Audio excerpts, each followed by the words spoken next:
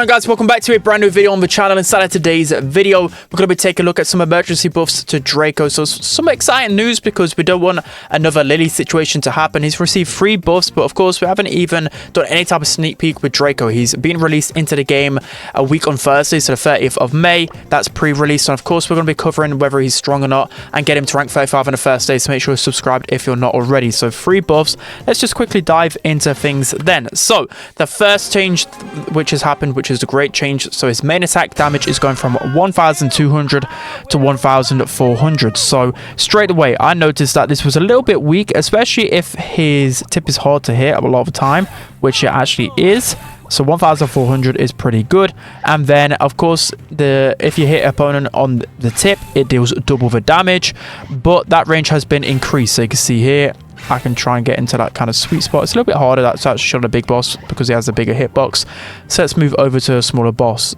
So we can go here, move a little bit further away. That's quite a lot. That's quite, again, it's going to be really easy to hit the tip onto the opponent. So 2800 is some good consistent damage. And then the final change is if you go into super before, it gave you no ammo.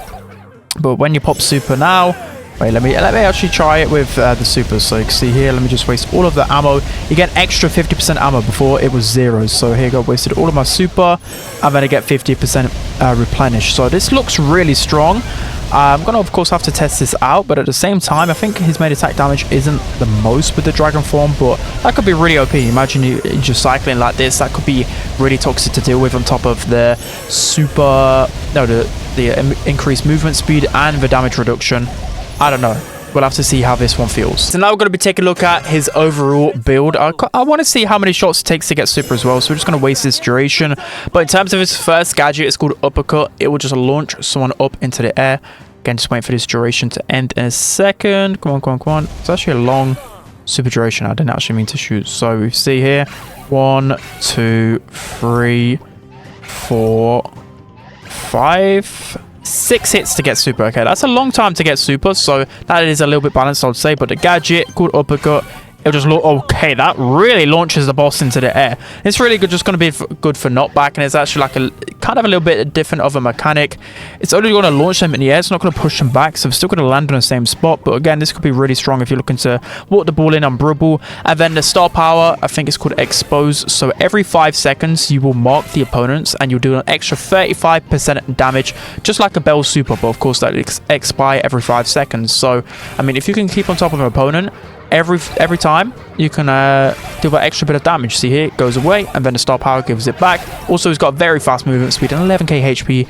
He seems pretty good, but those are the first star powers and gadgets. Okay, so now moving into the second gadget and the second star power. So the second gadget is a little bit harder to show. So you go down. Well, you can go down to 1 HP and survive with this gadget, but you only have 2 seconds. So I think this could be really good if you're really weak and just to escape clutch situations, escape really big damage supers. For example, if a nanny head is coming into you and you know you're about to die, you can just pop this gadget. I think it's going to be very cheesy. Definitely the better gadget overall. So again, we're going to wait until we get to 1 shot here so we can press the gadget. Come on, 1 more shot, boss. Another shot. Right, pop gadget, so I can tank that, and I still actually died because I didn't manage to get out of his range. So at least 2 seconds isn't like the most crazy thing, but I still think mechanically the gadget is broken. It's basically 8-bit star power or B star power built into his kit overall, which I really don't like. So I can feel that being incredibly toxic. And then the star power is called shredding. So whenever you activate your super, you'll actually heal up for 2750. So again, I've got to wait for the boss to hit us a little bit here. And you can see once I pop my super, I'll be healing for 2750. And the crazy thing about this star power, which I think it'll be a tough decision between both of them. It depends on how quickly you can cycle against real players. But just look at this, the amount of like cycling. Say for example, if you're able to cycle really quickly and you cycle through 3 supers, you're basically healing up to full HP that quickly. Like, look how quickly I'm shredding this boss. So then another super, pop that, and then you get that additional healing. I don't know, both star powers are pretty good. I think the last stand gadget definitely is the better one. Jumping into the first game, we're going to be just talking all things about Draco, whether he's going to be strong or not, and also the main reason why they actually made this change. So the main reason why they made the change is because they don't want another Lily situation to happen. I know what people are thinking straight away. They of course don't want another Larry and Laurie situation to happen, which I can obviously understand, but at the same time, I think it's even worse if the brawler's just unloved, because it's really hard for him to recover, okay? I'm not making excuses for Supercell. I agree in this sense, because you just take a look at Willow. Like, everyone just forgets that she even exists. So you've got to be careful of that. Of course, I've ramped up the bot difficulty as well, just because it's just going to be a better replication against real players. These bots are actually better than some of the players I have on my Power League team. Let's just say that for a fact. And I think I'm about to run out here, so got to look to heal up. So yeah, that's what we're trying to avoid. Of course, in being a legendary brawler as well, you don't want a legendary brawler to suck on release. So I think there's going to be a fine margin though between being bad and being overpowered. I mean, not being bad and overpowered, being too strong and being good. And I think he's going to be probably a bit too strong with these buffs, but again, I'd rather that. I can create some good content with that, as long as if he is actually like really toxic. We do look at nerfing him. You can just see here I'm training a lot. I'm using him a hot zone because I think that's going to be one of his best game modes. Like, imagine on Jordan Beetle's Ring of Fire, you pop your super, you get a 20% speed and 25% damage reduction, which is insane. I've not really had much use case for my gadget just yet, so maybe I'm overrating it a little bit. Okay, you keep your super charge as well. That's good to know. This Penny is after me. Please, teammates, help me out. Come on, bots. Help me out. One shot away from super. Can I get it in time? Nice, nice, nice, nice. And that should be pretty much game. I could just run into this Frank, pop gadget, stay at 1 HP. Might be able to pop my super again. Okay, looks like I go down. But yeah, that's going to be the first game. Looks like my bots should be able to clutch this up.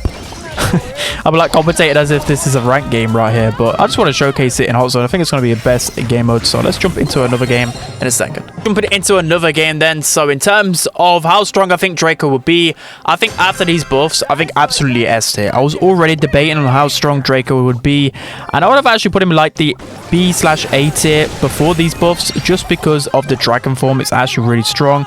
But you think the stop power as well, you can deal 3,780 damage if you hit the opponent on the tip after they're marked, which to me is kind of crazy. This is a pretty good star power, and the Griff just absolutely destroys me. But as I was saying, I don't think it'll be at the broken range of Larry and Laurie. Surely not. Larry and Laurie, the reason why they were so good is because they're throwers first and foremost, and throwers can be so toxic. You've seen Sprout when he was meta, for example.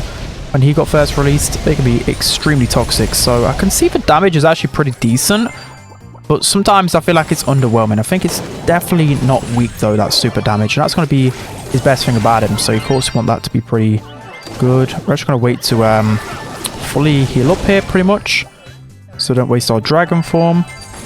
Right, now go into dragon form, and we can just run into these guys. Oh my, that's a lot of damage. Okay, that is a lot of damage. Okay, I'm kind of scared. After testing this against a few bots, I'm a little bit scared.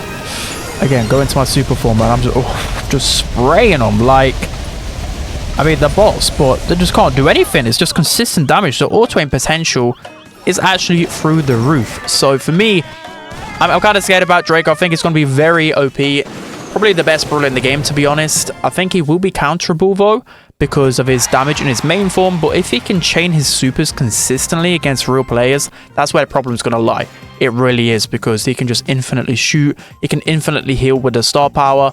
There's a lot of toxic combinations going on. So that's going to be it for today's video. Let me know what you think of Draco in the comment section below. Do you want me to do like a guide to Draco when he comes out? Again, I'm going to be pushing him to rank 35, but I just wanted to show just how much damage he does with his tip, because I didn't actually show it at the beginning. So you can see here, the boss is marked up 2,800, and then when it marked up, just look at that. That's like 7,500 damage pretty much with 2 shots.